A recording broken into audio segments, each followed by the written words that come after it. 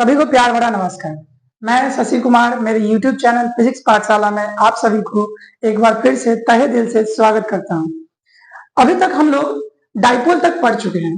Dipole क्या होता है, डाइपोल मोमेंट क्या होता है, डाइपोल अगर इलेक्ट्रिक फील्ड में होगा तो क्या होगा, फोर्स लगाएगा, टॉर्क लगेगा, क्या होगा, ये सब हम लोग पढ़ चुके हैं, है ना। तो आज का हमारा टॉपिक रहने वाला है electric flux. Electric flux electric flux आज इसी को अच्छे से क्लियर करेंगे, ठीक है। चलिए, तो इलेक्ट्रिक फ्लक्स क्या होता है समझिएगा, ठीक है। अगर मैं कहूं कि इस रीजन में इस तरफ इलेक्ट्रिक फील्ड है, इस तरफ इलेक्ट्रिक फील्ड है, और मैं यहाँ पे एक सीट रखता हूं और कह रहा हूं कि इस सीट से कितना नंबर ऑफ फील्ड लाइन पास होगा। इलेक्ट्रिक फील्ड इस तरफ है, इसका मतलब इस तरफ फील्ड लाइन होगा, है ना। तो हम कह रहे हैं कि यहाँ पर हम सीट रख दिए, इस सीट से कितना फील्ड लाइन पास हो रहा होगा। कोई बड़ा सीट रख दिए यहाँ पर, है ना, और हम कहें कि इस सीट से कितना फील्ड लाइन पास होगा। तो वो ये डिपेंड करेगा दो क्वांटिटी पे। फील्ड लाइन कितना पास होगा ये डिपेंड करेगा दो क्वांटिटी पे। पहला इलेक्ट्रिक फील्ड इंटेंसिटी पे, जितना ज्यादा इलेक्ट्रिक फील्ड डेंसिटी होगा वहां पर इलेक्ट्रिक फील्ड का डेंसिटी ज्यादा होगा, है ना, तो ज्यादा इलेक्ट्रिक फील्ड लाइन पास हो रहा होगा। अच्छा, और दूसरा डिपेंड करेगा एरिया पर। किस पे डिपेंड करेगा? एरिया पे। हम जितना ज्यादा एरिया रखेंगे उतना ज्यादा फील्ड लाइन पास होगा, है ना। तो किसी भी सरफेस एरिया से कितना फील्ड लाइन पास हो रहा है, इसका इंट्यूशन, है ना, इसका एक प्रकार का आइडिया हमको कौन देगा। एग्जैक्ट हम नंबर, फील्ड लाइन का नंबर पता नहीं कर सकते हैं, क्योंकि ये फील्ड लाइन हाइपोथेटिकल होता है, इमेजिनरी होता है ना। अगर नहीं जानते फील्ड लाइन के बारे में तो 20 की फील्ड लाइन वाला लेक्चर देख के आए, ठीक है। तो फील्ड लाइन क्या होता है? फील्ड लाइन तो हाइपोथेटिकल लाइन होता है, इमेजिनरी लाइन होता है। एक्चुअली हम उसको गिन नहीं सकते, हाँ, लेकिन हम एक इंट्यूशन, एक आइडिया लगा सकते हैं कि हाँ, कि यहाँ पर फील्ड लाइन ज्यादा पास हो रहा होगा, यहाँ पे कम पास हो रहा होगा, इस एरिया से कम, इस एरिया से ज्यादा। तो इसका जानकारी हमको दो क्वांटिटी से पता चलेगा, एक इलेक्ट्रिक फील्ड, दूसरा एरिया। जितना ज्यादा इलेक्ट्रिक फील्ड होगा उतना ज्यादा उस सीट से, उस एरिया से इलेक्ट्रिक फील्ड लाइन पास हो रहा होगा, है ना। और जितना ज्यादा एरिया होगा उतना ज्यादा field, number of field line pass हो रहा होगा, है ना। मतलब दो क्वांटिटी हमें बताएगा कि कितना फील्ड लाइन पास हो रहा है, एक प्रकार का आइडिया देगा, है ना। तो इलेक्ट्रिक फ्लक्स भी हमें यही बताता है। इलेक्ट्रिक फ्लक्स हमें बताता है कि किसी भी एरिया से कितना number of field line pass हो रहा है ना, जब वो एरिया किसी इलेक्ट्रिक फील्ड में रखा हुआ। तो इलेक्ट्रिक फ्लक्स क्या है? Electric flux measures the number of electric field line passing through any area held inside electric field, है ना। बात समझ गए? तो इलेक्ट्रिक फ्लक्स क्या है? तो यहां से इलेक्ट्रिक फ्लक्स का हम फॉर्मूला निकाल सकते हैं। इलेक्ट्रिक फ्लक्स को फाई से दिखाते हैं, फाई। तो इलेक्ट्रिक फ्लक्स बराबर क्या होगा बताइए? E इंटू ए होगा कि नहीं? मान लेते हैं कि इस तरफ इलेक्ट्रिक फील्ड है जिसका इंटेंसिटी E है, और हमने एक यहाँ पे एरिया रख दिया, ऐसे सीधा, है ना। तो यहाँ इस टोटल एरिया से, इस एरिया से कितना फील्ड लाइन पास हो रहा है ना। इस टोटल एरिया से फ्लक्स कितना पास हो रहा होगा, फ्लक्स, है ना। तो ये कितना होगा? इलेक्ट्रिक फील्ड इंटू एरिया, अगर ये एरिया ए है तब। बात समझ गए, है ना। तो इलेक्ट्रिक फ्लक्स का डेफिनेशन क्या होगा, लिखिए। It measures the number of electric field lines passing through any area held normal to the electric field। अब ये हमने क्या लिख दिया? held normal to the electric field। पहले पूरा सुनिए क्या लिखे हैं। It measures, electric flux measures the number of electric field line passing through any area held normal to the electric field। मतलब इलेक्ट्रिक फ्लक्स क्या मेजर कर रहा होगा? मेजर कर रहा होगा number of electric field line जो कि किसी एरिया से पास हो रहा होगा और वो एरिया कैसा होना चाहिए, नॉर्मल रखा हुआ होना चाहिए इलेक्ट्रिक फील्ड की। मतलब इलेक्ट्रिक फील्ड इस तरफ है ना, इलेक्ट्रिक फील्ड इस तरफ है, तो एरिया वेक्टर ऐसे सीधा नॉर्मल रखा होना चाहिए, एकदम परपेंडिकुलर। मतलब इलेक्ट्रिक फील्ड और इस प्लेन के बीच का एंगल कितना होना चाहिए, 90 डिग्री। अगर ऐसा नहीं होता है तो मतलब यहां कहने का मतलब है कि हम उसी फील्ड लाइन को कैलकुलेट करेंगे, हम उसी फील्ड लाइन को कैलकुलेट करेंगे जो प्लेन के नॉर्मल होगा, हम उसी फील्ड लाइन को कैलकुलेट करेंगे जो प्लेन के नॉर्मल होगा, है ना। तो यहाँ तो नॉर्मल ही है, यहाँ तो ऐसे सीधा रखा हुआ था इलेक्ट्रिक फील्ड इस तरफ, है ना, और प्लेन ऐसे सीधा रखा हुआ है, ऐसे सीधा, है ना। तो यहाँ पे फ्लक्स कितना होगा, इलेक्ट्रिक फील्ड इंटू एरिया। बात क्लियर है। लेकिन अगर इलेक्ट्रिक फील्ड नॉर्मल नहीं हुआ तब, इलेक्ट्रिक फील्ड नॉर्मल नहीं हुआ तब क्या करेंगे। मान लेते हैं कि एरिया हमारा कुछ ऐसा रखा हुआ है, एरिया ऐसे सीट ऐसे ऐसे रखा हुआ है, और इलेक्ट्रिक फील्ड इस डायरेक्शन में, इलेक्ट्रिक फील्ड इस डायरेक्शन में, ठीक। इलेक्ट्रिक फील्ड बना रहा है angle theta, electric field angle बना रहा है थीटा। तो इस इलेक्ट्रिक फील्ड का दो कंपोनेंट निकलेगा, एक इस तरफ निकलेगा हमारा E cos थीटा, और एक इस तरफ निकलेगा E sin थीटा। तो अब बताइए फ्लक्स क्या आएगा। हाँ, flux electric field line passing through any area held normal to the electric field, मतलब इलेक्ट्रिक फील्ड और प्लेन परपेंडिकुलर होना चाहिए। तो बताइए हमारे पास दो इलेक्ट्रिक फील्ड मिला, एक E cos थीटा, एक E sin थीटा, है ना, एक E cos थीटा, एक E sin थीटा, और एरिया वेक्टर ऐसे है। तो बताइए E cos थीटा इस तरफ है कुछ ऐसे, है ना, और E sin थीटा कुछ इस तरफ है। आप बताइए E cos थीटा लेना चाहिए या डेफिनेशन के हिसाब से, या E sin थीटा लेना चाहिए।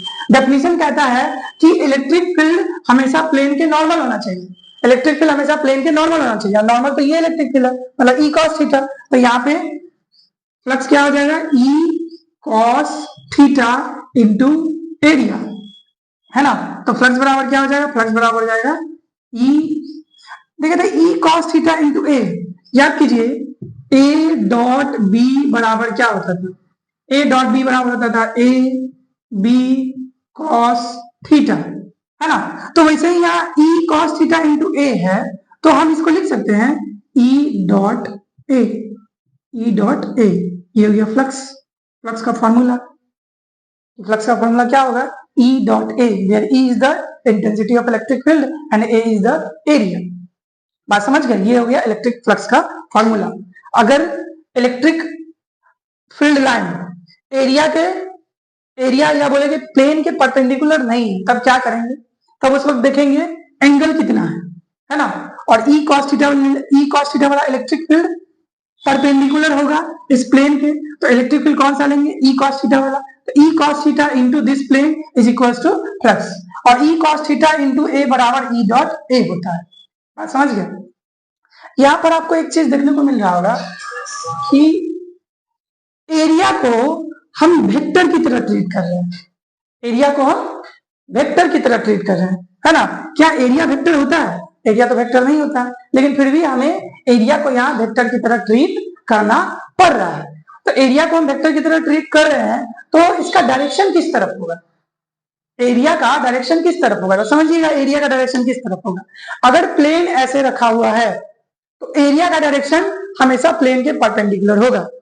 अगर प्लेन ऐसे रखा हुआ है तो एरिया का डायरेक्शन हमेशा प्लेन के परपेंडिकुलर होगा, ऐसे, ठीक। अच्छा, इधर भी हो सकता है, इधर भी हो सकता है, ठीक। तो प्लेन का एरिया किस तरफ होगा, सॉरी ये जो प्लेन है ये, है ना, ये इसका एरिया किस तरफ होगा, तो हमेशा प्लेन के परपेंडिकुलर। मतलब हम जो अभी ये बनाए थे, ये ऐसे सीधा सीट था, एरिया वेक्टर किस तरफ, तो एरिया वेक्टर हमेशा परपेंडिकुलर होगा प्लेन की, और इलेक्ट्रिक फील्ड किस तरफ, इलेक्ट्रिक फील्ड इसी तरफ है ना, इलेक्ट्रिक फील्ड इसी तरफ है। तो यहाँ पे फ्लक्स क्या आ जाएगा, फ्लक्स होगा E A cos थीटा, है ना। तो इलेक्ट्रिक फील्ड E और एरिया वेक्टर A, और एरिया वेक्टर इस तरफ, इलेक्ट्रिक फील्ड इस तरफ, है ना।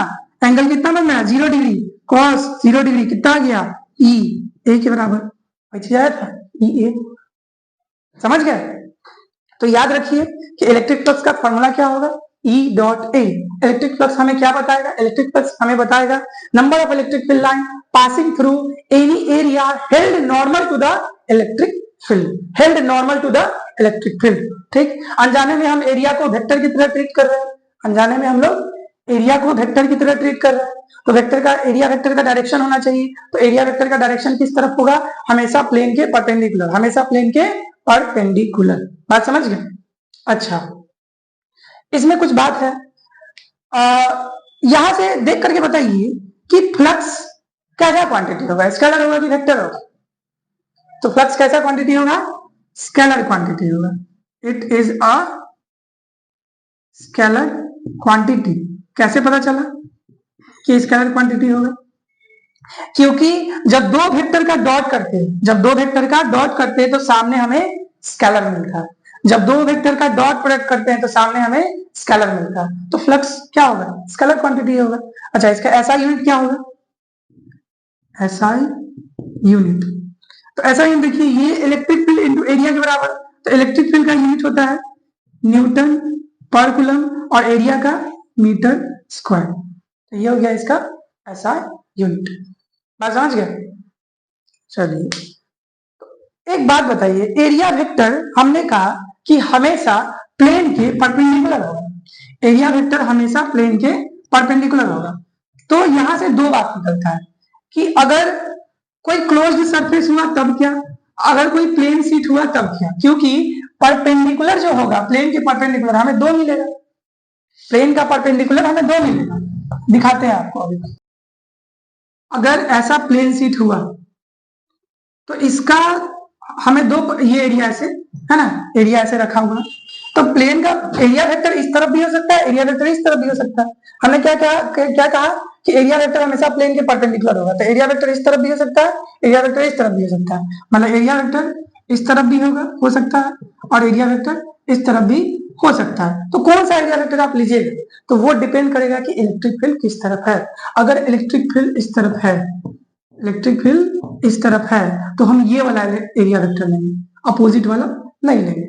अगर इलेक्ट्रिक फील्ड इस तरफ होता, अगर इलेक्ट्रिक फील्ड इस तरफ होता तो एरिया वेक्टर हम इस तरफ लेते हैं ना, ये अगर इलेक्ट्रिक फील्ड इस तरफ होता, इस तरफ होता है ना, इलेक्ट्रिक फील्ड इस तरफ है, तो एरिया वेक्टर कौन लेंगे? एरिया वेक्टर इस तरफ वाला लेंगे। ठीक है, ये प्लेन सीट ऐसे रखा हुआ ये है ना, एरिया वेक्टर ये वाला लेंगे।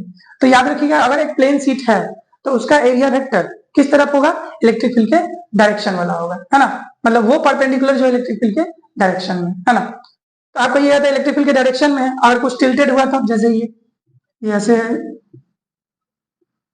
इलेक्ट्रिक फील्ड है ना, और प्लेन सीट ऐसे रखा हुआ है, तब भी एरिया वेक्टर इसी तरफ होगा, एरिया वेक्टर इसी तरफ होगा, है ना। इलेक्ट्रिक फील्ड ऐसे रखा हुआ है, इलेक्ट्रिक फील्ड इस तरफ है ना, और एरिया प्लेन ऐसे रखा हुआ है, तो एरिया वेक्टर हमेशा इसी तरफ होगा। ठीक, अच्छा, अगर क्लोज सरफेस हुआ, in case of close surface, in case of closed surface,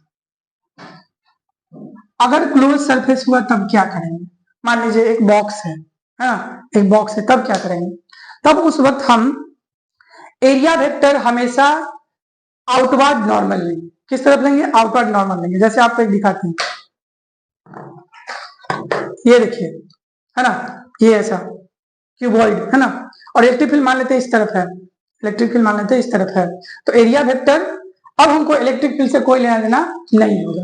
अब हमेशा इलेक्ट्रिक फील्ड प्लेन के परपेंडिकुलर होगा, आउटवर्ड नॉर्मल होगा, ये बाहर की तरफ, बाहर की तरफ, बाहर की तरफ, और ये वाला जो प्लेन है इसके बाहर की तरफ, ये वाला प्लेन है इसके बाहर की तरफ, और ये नीचे वाला जो प्लेन है इसके बाहर की तरफ।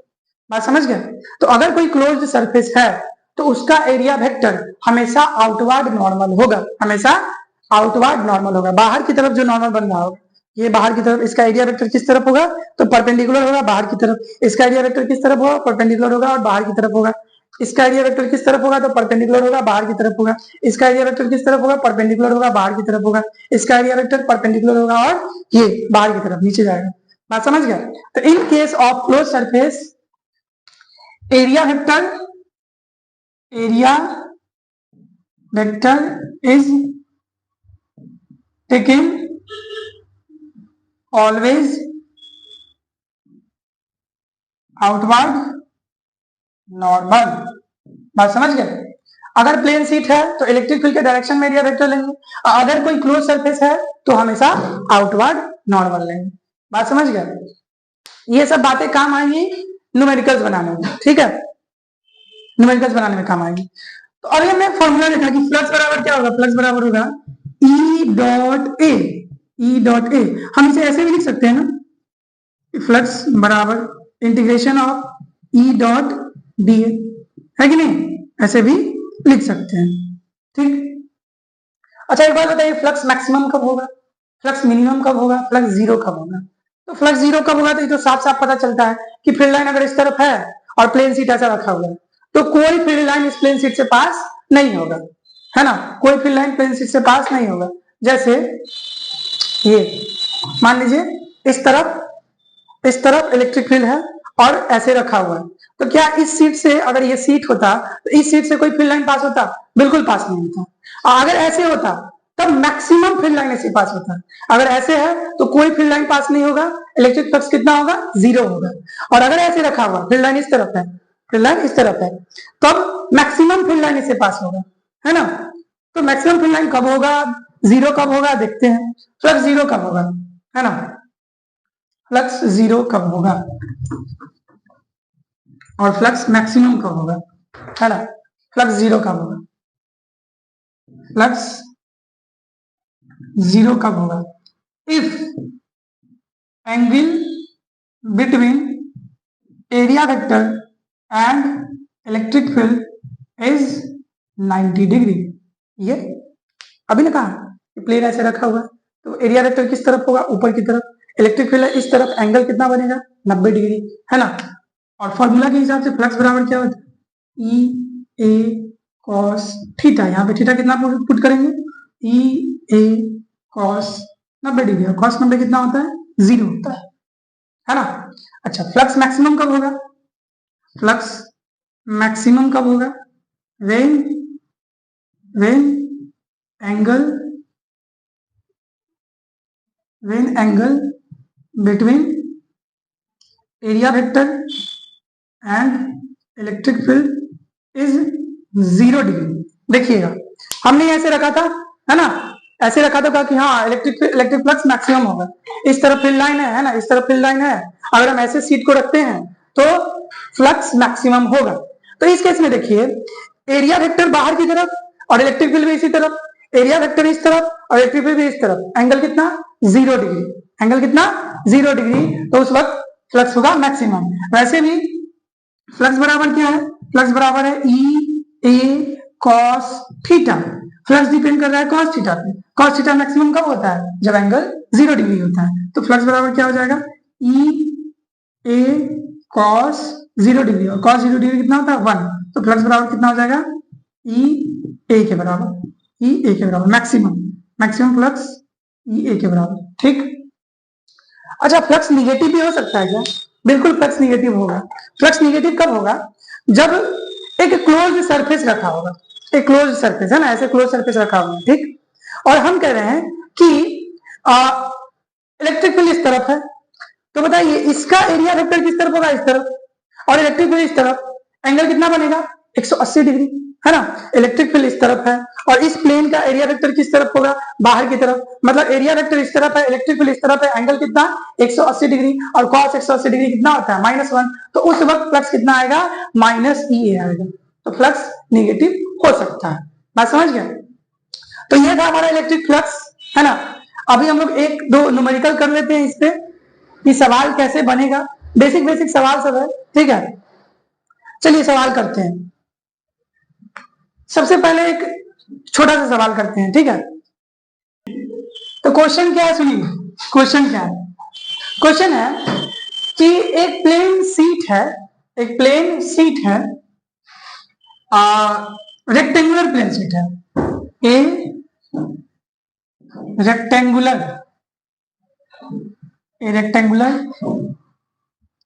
प्लेन सीट, ठीक, एक रेक्टेंगुलर प्लेन सीट है, स्क्वायर मान लेते हैं, ज्यादा आसान है, स्क्वायर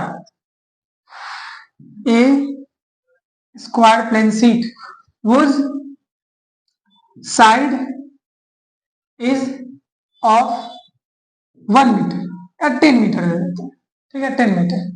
साइड कितना दे रखा है? 10 मीटर, ठीक। Is placed in placed in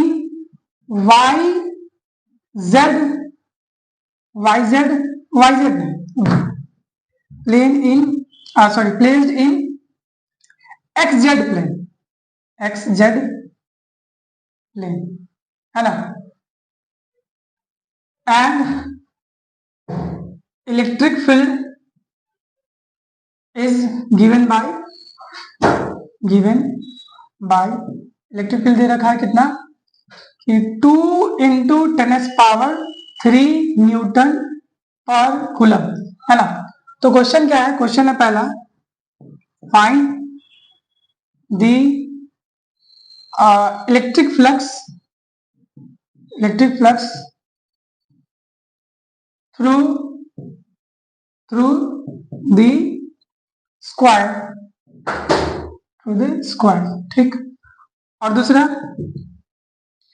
question है, if the plane makes 30 degree with x-axis, then what is the new flux? चलिए सॉल्व करते हैं।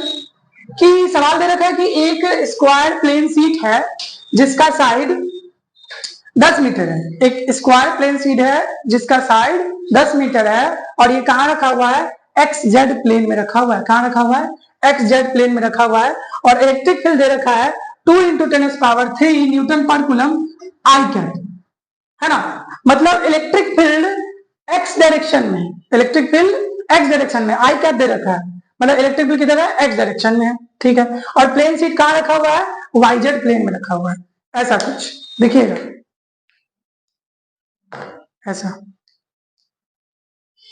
ये x एक्सिस, ये y एक्सिस, है ना। ये देख लीजिए,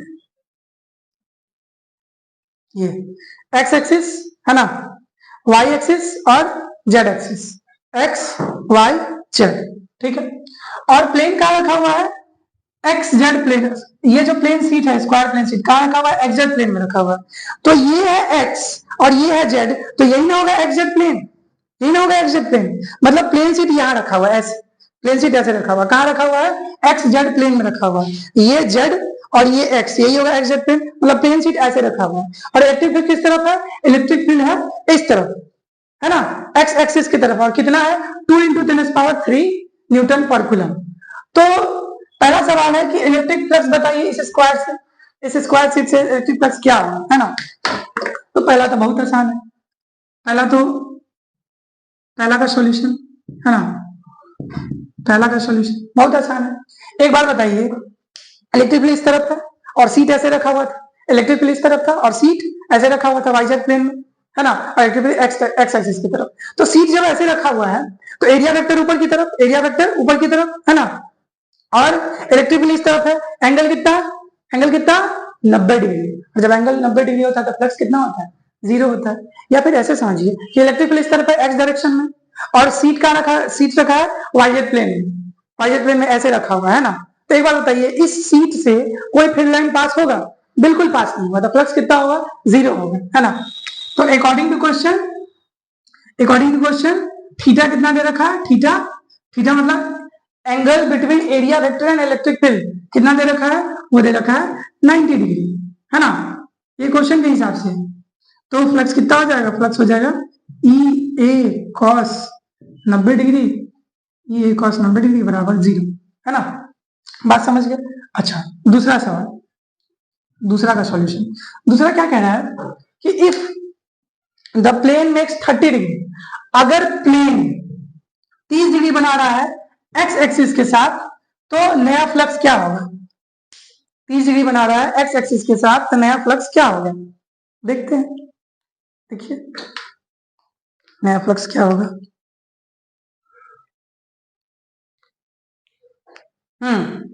ये था।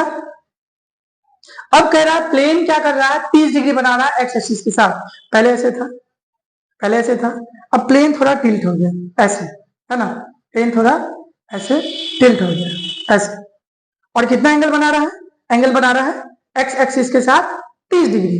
ये प्लेन ऐसे रखा हुआ है ऐसे, और यहाँ पे जो एंगल बन रहा था यहाँ पे, है ना, ऐसे, वो कितना डिग्री? 30 डिग्री, है ना। तो यहाँ पे फ्लक्स कैसे निकालिएगा बताइए? फ्लक्स निकालिएगा, आप बोलिएगा फ्लक्स बराबर होता है ई ए कॉस थीटा। इलेक्ट्रिक फील्ड दे रखा है कितना? 2 इंटू 10⁻³ इंटू एरिया कितना हो जाएगा? साइड 10 मीटर है तो एरिया हो जाएगा 10 इंटू 10, साइड का स्क्वायर, इंटू कॉस कितना? कॉस 30 डिग्री, है ना, कॉस 30 डिग्री। तो यहाँ पुट कीजिएगा 2 इंटू 10⁻3 2 5 और कॉस 30 डिग्री √3/2, है ना, 2 से 2 कट जाएगा तो √3 इंटू 10⁵ ये होगा फ्लक्स। लेकिन ये गलत है, लेकिन ये गलत है, क्योंकि ये जो 30 डिग्री है ये किसके किसके बीच का एंगल दे रखा है? प्लेन और एक्स एक्सिस के बीच का एंगल दे रखा है। मतलब ये दे रखा है प्लेन और इलेक्ट्रिक फील्ड के बीच का एंगल। हमें प्लेन और इलेक्ट्रिक फील्ड के बीच का एंगल नहीं चाहिए, हमें इलेक्ट्रिक फील्ड और एरिया वेक्टर के बीच का एंगल चाहिए। देखिएगा इलेक्ट्रिक फील्ड इस तरफ है ना, और प्लेन कुछ ऐसे रख रखा है, एंगल कितना? 30 डिग्री। क्या प्लेन और इलेक्ट्रिक फील्ड के बीच का एंगल चाहिए? नहीं, हमें एरिया वेक्टर और इलेक्ट्रिक फील्ड के बीच का एंगल चाहिए। तो बताइए एरिया वेक्टर किस तरफ लेंगे? एरिया वेक्टर ऐसे सीधे नीचे होगा, ये प्लेन ऐसे, है ना, तो एरिया वेक्टर ऐसे डाउनवर्ड होगा नीचे की तरफ ऐसे। एरिया वेक्टर देखिएगा, ये इलेक्ट्रिक फील्ड इस तरफ है और प्लेन कुछ ऐसा रख रखा है, ये एरिया, है ना, और एंगल कितना बना रखा है? 30 डिग्री। ये सवाल में दे रखा है ना, ठीक। तो हमें एरिया वेक्टर और इलेक्ट्रिक फील्ड के बीच का एंगल चाहिए, तो एरिया वेक्टर इस तरफ होगा, एरिया वेक्टर इस तरफ होगा, तो एरिया वेक्टर और इलेक्ट्रिक फील्ड के बीच का एंगल ये कितना होगा? 60 डिग्री होगा, है कि नहीं? जब ये 30 है तो ये 60 होगा, तो यहाँ पे cos 30 नहीं cos 60 पुट करेंगे। cos 60 डिग्री कितना होता है? cos 60 डिग्री 1/2, है ना, तो यहां से कितना आ जाएगा? 2 से 2 कट गया, 10⁵ न्यूटन पर कूलम मीटर स्क्वायर। ये हो गया हमारा इलेक्ट्रिक फ्लक्स। तो याद रखिएगा कि यहाँ पे एंगल किसके किसके बीच का है? तो यहाँ पे एंगल एरिया वेक्टर और इलेक्ट्रिक फील्ड के बीच का है। यहाँ पे एंगल किसके किसके बीच का है? एरिया वेक्टर और इलेक्ट्रिक फील्ड। प्लेन और इलेक्ट्रिक फील्ड के बीच का एंगल नहीं, जो कि सवाल में दे रखा था, प्लेन और इलेक्ट्रिक फील्ड के बीच का एंगल। बात समझ गए? चलिए नेक्स्ट सवाल करते हैं।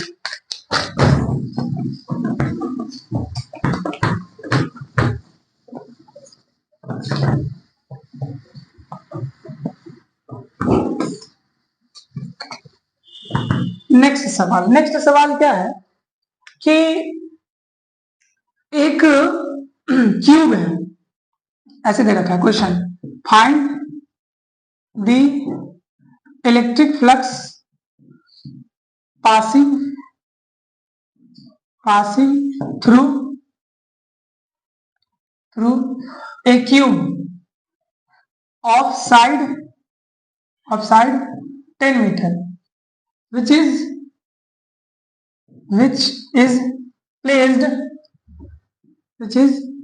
placed in a uniform electric field of uniform electric field ऐसे कर देते हैं, ठीक। और E बराबर कितना दे रखा है? तो E बराबर दे रखा है 20 न्यूटन पर कूलम, ठीक। तो सवाल है कि इलेक्ट्रिक फ्लक्स पता करना है, किससे? क्यूब से पास हो रहा होगा, है ना, किसी रखे हुए क्यूब से इलेक्ट्रिक फ्लक्स कितना पास होगा, है ना, जब इलेक्ट्रिक फील्ड कितना है? 20 न्यूटन पर कूलम। तो मान लेते हैं इस तरफ इलेक्ट्रिक फील्ड है, इलेक्ट्रिक फील्ड का वैल्यू कितना है? 20 न्यूटन पर कूलम, है ना, और यहाँ पे एक क्यूब रख रखा है, यहाँ पे एक क्यूब रखा हुआ है ना, और पूछ रहा है इससे फ्लक्स कितना पास होगा। निकाले फ्लक्स, क्या निकालते हैं? तो सबसे पहले कुछ चीज अंडरस्टूड है उसको क्लियर कर लेते हैं। ऊपर वाला जो एरिया होगा उससे कोई फ्लक्स पास नहीं हो रहा होगा, नीचे वाला जो एरिया होगा उससे भी कोई फ्लक्स पास नहीं हो रहा होगा, ऐसे इस साइड जो एरिया होगा उससे भी फ्लक्स पास नहीं हो रहा होगा, इस साइड जो एरिया उससे भी फील्ड लाइन पास नहीं हो रहा होगा ऊपर वाले से, क्योंकि प्लेन ऐसा है, फील्ड लाइन भी इसी तरफ है, कोई फील्ड लाइन पास इससे नहीं होगा, इससे भी नहीं हो रहा होगा, इस प्लेन से भी नहीं हो रहा होगा और इस प्लेन से भी नहीं हो रहा होगा। फील्ड लाइन किससे पास होगा? तो इस प्लेन से और इस प्लेन से, है ना। तो मतलब ये वाला प्लेन से इलेक्ट्रिक फील्ड लाइन पास होगा और ये वाला प्लेन से, है ना, ये वाला प्लेन से, ठीक। तो इसका एरिया वेक्टर किस तरह मिलेंगे? Outward normal. इसका भी इलेक्ट्रिक फील्ड आउटवर्ड नॉर्मल नहीं, sorry area vector outward normal, ठीक। चलो तो सबसे पहले ये फेस 1 मान लेते हैं, इसको फेस 2 मान लेते हैं। तो फेस 1 का इलेक्ट्रिक फ्लक्स कितना आ जाएगा? फ्लक्स होगा E A cos theta, electric field 20 लिख देते हैं, लीजिए E A cos थीटा। तो इलेक्ट्रिक फील्ड 20, एरिया कितना? 10 का स्क्वायर 100, है ना, इनटू कॉस कितना डिग्री? इलेक्ट्रिक फील्ड इसी तरफ है, एरिया वेक्टर इसी तरफ है, एंगल 0 डिग्री। तो कितना आ जाएगा? ये आ जाएगा 2 × 10⁻3, है ना, 2000, ठीक। अच्छा, दूसरे फेस से फ्लक्स कितना होगा? दूसरे फेस से फ्लक्स पता करते हैं, दूसरे फेस, तो वही फॉर्मूला होगा E A cos थीटा, है ना, इलेक्ट्रिक फील्ड 20, एरिया 100, यहाँ पे एंगल कितना है? एरिया वेक्टर इस तरफ है, इलेक्ट्रिक फील्ड इस तरफ है, एरिया वेक्टर और इलेक्ट्रिक फील्ड आपस में अपोजिट डायरेक्शन है, मतलब यहाँ एंगल कितना बनेगा? एंगल 180 डिग्री बनेगा। और cos 180 डिग्री कितना होता है? -1, तो कितना आ जाएगा? -2 × 10⁻3। टोटल फ्लक्स या नेट फ्लक्स कितना हो जाएगा? नेट फ्लक्स होगा पहला प्लस फ्लक्स दूसरा, और कितना आएगा बताइए? पहला का फ्लक्स 2 × 10⁻3 और दूसरा का फ्लक्स -2 × 10⁻3, कितना आना है? 0। तो यहां से एक बात क्लियर है कि अगर कोई भी closed surface uniform electric field में रखा होगा तो उससे नेट फ्लक्स कितना पास होगा? 0। नेट फ्लक्स कितना पास होगा? 0। अगर कोई भी closed surface uniform electric field में रखा होगा, कहा? यूनिफॉर्म इलेक्ट्रिक फील्ड में, तो हमेशा उसका फ्लक्स कितना आएगा? 0। बात समझ गए? चाहे वो क्यूब हो, क्यूबाइड हो, स्फीयर हो, कुछ भी, अगर कोई क्लोज सरफेस है और वो कहां रखा हुआ है? यूनिफॉर्म इलेक्ट्रिक फील्ड में। कहां रखा हुआ है? यूनिफॉर्म इलेक्ट्रिक फील्ड में। तो उस क्लोज सरफेस से टोटल कितना फ्लक्स पास होगा? 0। बात समझ गए? ठीक है। अच्छा, अगर फील्ड लाइन यूनिफॉर्म नहीं हुआ तब क्या करेंगे? उस पर भी एक सवाल बना लेते हैं, है ना, कि फील्ड लाइन अगर यूनिफॉर्म नहीं है तब उस केस में क्या होगा, है ना। हाँ, तो अगर फील्ड लाइन यूनिफॉर्म नहीं हुआ तब क्या होगा, है ना। तो ऐसा कुछ सवाल ले लेते हैं कि मान लेते हैं इस तरफ इलेक्ट्रिक फील्ड है और इलेक्ट्रिक फील्ड कितना दे रखा है? तो इलेक्ट्रिक फील्ड दे रखा है A² E0, क्या दे रखा है? A² E0, और एक स्फीयर यहाँ पे रखा हुआ है, स्फीयर सॉरी क्यूब, एक क्यूब यहाँ पे रखा हुआ है ना, क्यूब यहाँ पे रखा हुआ है। क्यूब कितनी दूरी पे रखा हुआ है? क्यूब रखा हुआ है A दूरी पे, और ये साइड कितना है? क्यूब का साइड भी A है, और इलेक्ट्रिक फील्ड कितना है? A² E0, और ये किस डायरेक्शन में है? तो ये एक्स एक्सिस की तरफ ही है, ठीक है, ठीक। और ऐसे क्यूब रखा हुआ, क्यूब कहाँ रखा हुआ है? तो क्यूब रखा हुआ है एक्स जेड प्लेन में। क्यूब कहाँ रखा हुआ है? एक्स जेड प्लेन में ऐसा रखा हुआ है, और इलेक्ट्रिक फील्ड एक्स एक्सिस की तरफ है, कितना है? Electric field is equal to A² E0, ठीक। अच्छा, क्या ये इलेक्ट्रिक फील्ड वेरिएबल है? बिल्कुल वेरिएबल है। इलेक्ट्रिक फील्ड किस पे डिपेंड कर रहा है? ए पे डिपेंड कर रहा है, डिस्टेंस पे डिपेंड कर रहा है। जैसे जैसे ए बढ़ेगा वैसे वैसे इलेक्ट्रिक फील्ड का वैल्यू भी बढ़ेगा, ठीक। तो इससे टोटल फ्लक्स कितना पास होगा ये निकालते हैं, ठीक। तो यहाँ भी कुछ चीज अंडरस्टूड है, उसको क्लियर कर लेते हैं। क्या? कि ऊपर वाला जो सरफेस होगा उससे कोई फील्ड लाइन पास नहीं होगा, इधर वाला जो सरफेस होगा इससे भी पास नहीं होगा, इधर वाले सरफेस पे भी नहीं होगा, नीचे वाला सरफेस पे भी नहीं होगा। फ्लक्स किससे पास होगा? तो फ्लक्स पास होगा इस सरफेस से और इस सरफेस पे, है ना। अच्छा एरिया वही है, साइड वही है, साइड दिया हुआ है कितना, साइड दिया हुआ है ए, तो एरिया कितना हो जाएगा, एरिया हो जाएगा ए स्क्वायर, है ना। ठीक है, तो वही वही काम करते हैं, इसको मान लेते हैं एरिया पहला, इसको मान लेते हैं एरिया दूसरा। ठीक, तो सबसे पहले फ्लक्स निकालते हैं पहले वाले का, है ना, पहले वाले का तो कितना होगा ई ए कॉस थीटा, है ना। यहां पर इलेक्ट्रिक फील्ड कितना होगा, तो इलेक्ट्रिक फील्ड पहले सरफेस पे कितना होगा, तो इलेक्ट्रिक फील्ड दे रखा है कि इलेक्ट्रिक फील्ड होगा ए स्क्वायर ई नॉट, है ना। तो ये इलेक्ट्रिक फील्ड इस पॉइंट पे कितना होगा, इस जगह पे कितना होगा, तो इस जगह पे होगा electric field is equal to a square E naught, है ना। या फिर ऐसे लिख देते हैं, इलेक्ट्रिक फील्ड दे रखा है एक्स स्क्वायर ए नॉट, कितना एक्स स्क्वायर ए नॉट, तो यहां पर एक्स का वैल्यू कितना होगा, तो यहां पर एक्स का वैल्यू होगा ए और ए 2 है ना। फेज 2 पर फेज 1 पे इलेक्ट्रिक फील्ड कितना पास, इलेक्ट्रिक फील्ड का इंटेंसिटी क्या होगा, फेज 1 पे इलेक्ट्रिक फील्ड का इंटेंसिटी क्या होगा, तो इलेक्ट्रिक फील्ड का इंटेंसिटी दे रखा है कि x square E naught, whereas x is distance from origin, x क्या डिस्टेंस है ओरिजिन से, तो ओरिजिन से इस फेज का दूरी कितना है, ए और ए 2 है, तो कितना हो जाएगा 2a का स्क्वायर इंटू ई नॉट, तो कितना हो जाएगा 4a स्क्वायर ई नॉट। ठीक, ये इलेक्ट्रिक फील्ड है, तो इलेक्ट्रिक फील्ड पुट करते हैं, कितना हो जाएगा 4a square E not, area कितना, एरिया होगा a स्क्वायर, और कॉस कितना, कॉस 0 डिग्री, यहां पर इलेक्ट्रिक फील्ड इसी तरफ होगा और एरिया वेक्टर भी इसी तरफ होगा, है ना, दोनों सेम डायरेक्शन में। ठीक, कॉस 0 डिग्री, तो कितना हो जाएगा 4a का पावर 4 ई नॉट, 4a का पावर 4 ई नॉट। अच्छा, अब दूसरे सरफेस से फ्लक्स, तो दूसरे सरफेस से फ्लक्स के लिए सबसे पहले दूसरा सरफेस पे इलेक्ट्रिक फील्ड कितना होगा ये पता करना होगा, तो electric field is equal to x square E naught, है ना। तो यहां पर दूसरा जो सरफेस है वो कितनी दूरी पे है, ए दूरी पे है, तो एक्स की जगह ए पुट करेंगे, है ना, तो ए यहां हो जाएगा ए ई नॉट, ये हो जाएगा ए स्क्वायर ई नॉट, बात समझ गया, है ना। तो दूसरे सरफेस का इलेक्ट्रिक फ्लक्स ई ए कॉस थीटा, है ना, इलेक्ट्रिक फील्ड कितना ए स्क्वायर ई नॉट, एरिया कितना, एरिया हो जाएगा ए स्क्वायर और कॉस, यहां पर एरिया वेक्टर इस तरफ होगा, है ना, और इलेक्ट्रिक फील्ड इस तरफ है, इलेक्ट्रिक फील्ड इसी तरफ है, एंगल कितना, एंगल 180 डिग्री, है ना, कॉस 180 डिग्री, तो ये कितना हो जाएगा, ये हो जाएगा माइनस ए का power 4 into E naught, minus A का पावर 4 इंटू ई नॉट, तो नेट इलेक्ट्रिक फ्लक्स कितना होगा, तो नेट इलेक्ट्रिक फ्लक्स निकालने के लिए दोनों फ्लक्स को जोड़ देना होगा, तो फ्लक्स पहला प्लस फ्लक्स दूसरा, है ना, तो पहला वाला फ्लक्स 4 ए का पावर 4 ई नॉट और दूसरा कितना माइनस ए का पावर 4 ई नॉट, तो ये कितना आ जाएगा, ये आ जाएगा 3 ए का पावर 4 ई नॉट, तो नेट इलेक्ट्रिक फ्लक्स मिल गया। नेट इलेक्ट्रिक फ्लक्स इसीलिए मिला है क्योंकि यहाँ पर इलेक्ट्रिक फील्ड नॉन यूनिफॉर्म है, बात समझ गए। ठीक है, तो ये था कुछ बेसिक सवाल सब, ऐसा ही बेसिक सवाल आएगा आपके बोर्ड के एग्जाम में, है ना, सीबीएसई वाले, बिहार बोर्ड वाले किस्मत वाले हैं, आपको नहीं पूछा जाएगा ये सब चीज। ठीक, तो आज के लिए रहने देते हैं, मिलते हैं अगले लेक्चर में, तब तक के लिए बाय बाय।